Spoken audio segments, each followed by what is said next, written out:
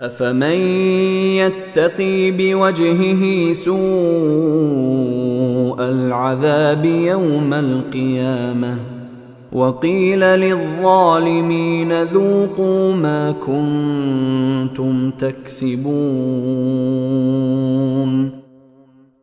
بھلا اس شخص کا کیسا برا حال ہوگا جو قیامت کے دن اپنے چہرے ہی سے بدترین عذاب کو روکنا چاہے گا، اور ظالموں سے کہا جائے گا کہ چکھو مزہ اس کمائی کا جو تم نے کر رکھی تھی۔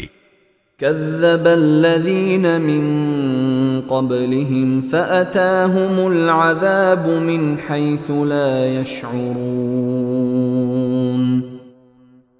جو لوگ ان سے پہلے تھے انہوں نے بھی پیغمبروں کو جھٹلایا تھا، جس کے نتیجے میں ان پر عذاب ایسی جگہ سے آیا جس کی طرف ان کا گمان بھی نہیں جا سکتا تھا۔